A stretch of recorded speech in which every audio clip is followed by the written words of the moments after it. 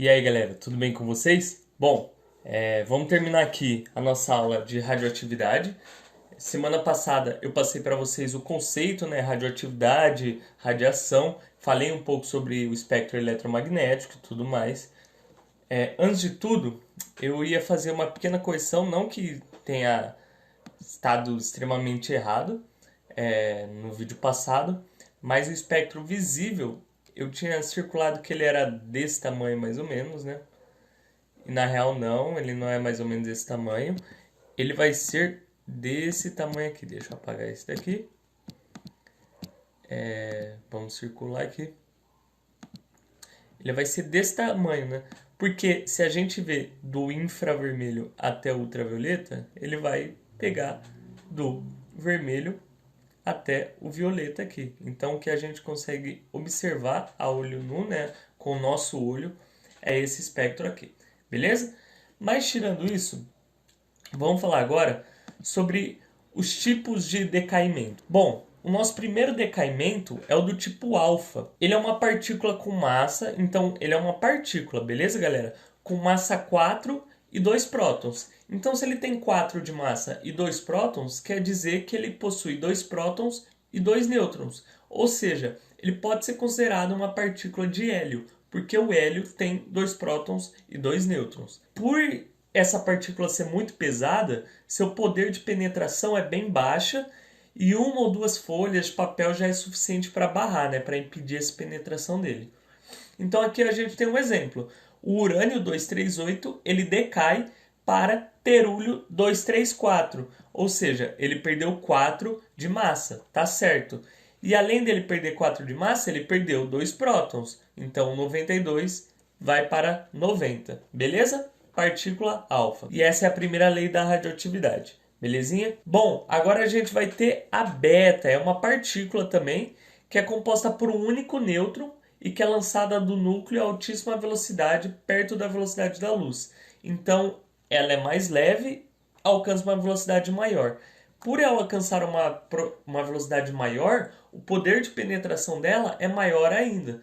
Ela já consegue atravessar a pele humana em 1 milímetro de alumínio. Eu sei que 1 milímetro de alumínio parece pouco, mas não, gente. Ele é muito mais do que se a gente for considerar a pele humana, no caso. E aqui a gente tem um exemplo. O cobalto 60 vira o níquel 60. E aí você deve estar perguntando, ué, Wesley, mas como que isso acontece? Por que que ambos possuem a mesma massa?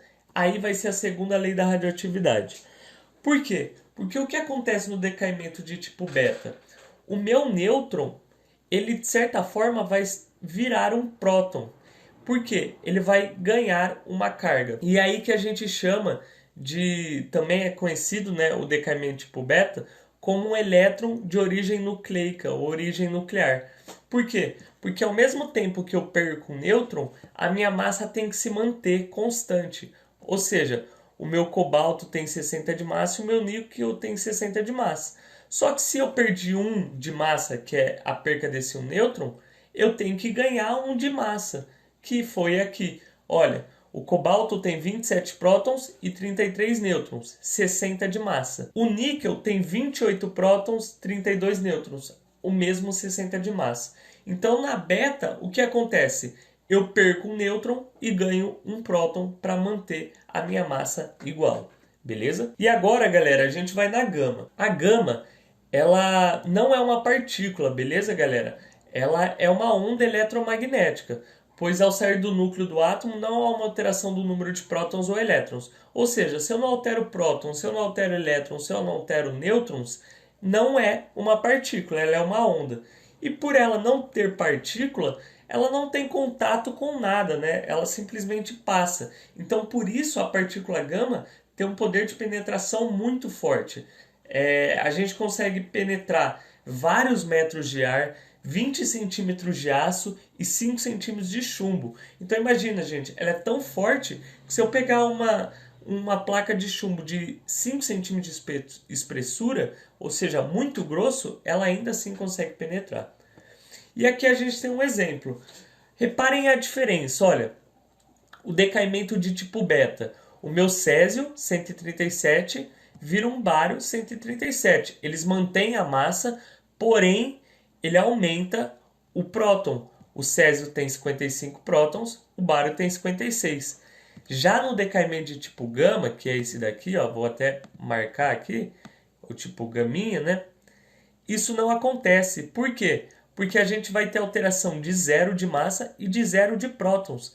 Então, mesmo o bário 137 vira bário 137. Ou seja, ele só libera ondas, ele não libera partículas, por isso eu não tenho alteração desse meu átomo. Beleza? E aí, galera, para fechar, vamos falar aqui de tempo de meia-vida. Ah, Wesley, o que é um tempo de meia-vida? O tempo de meia-vida é nada mais do que o tempo que leva para a massa de um elemento radioativo cair pela metade. Por exemplo, a gente tem aqui um elemento radioativo e ele tem todas essas bolinhas vermelhas. Passou um certo tempo, ele ficou com essas bolinhas vermelhas dividido por 2, a metade. Passou um outro tempo, ele vai ter essas bolinhas vermelhas dividido por 2 de novo. Então, ou seja, se antes era dividido por 2, agora é por 4. Passou esse mesmo tempo, é por 8. E assim por diante. Como que isso funciona? Isso funciona para a gente datar um fóssil. A gente, quando está vivo, tem uma porcentagem de carbono 14 no nosso fóssil. E esse carbono 14 ele começa a decair a partir do tempo que a gente morre. Ele começa a virar nitrogênio 14. E quanto tempo demora? Bom, demoram 5.730 anos. Então, por exemplo, vamos supor que o dinossauro morreu e a partir do momento que ele morre, ele tem 100% de carbono 14 no fóssil dele. Após 5.730 anos, metade desse 100% vai virar nitrogênio 14.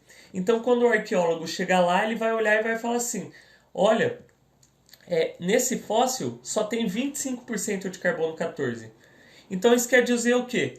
Que ele decaiu uma vez para 50%, ou seja, se passaram 5.730 anos, e depois ele decaiu de novo para 25%, ou seja, a metade de 50%. Então se passaram mais 5.730 anos. Então ao todo se passaram 11.460 anos. Então, se eu tenho 25% de carbono 14 e o tempo de meia-vida é 5.730 anos, se passaram 11.460 anos. Ah, e se eu tivesse 12,5%? Quer dizer que depois de 25% se passaram mais 5.730 anos e decaiu. Então é sempre a metade.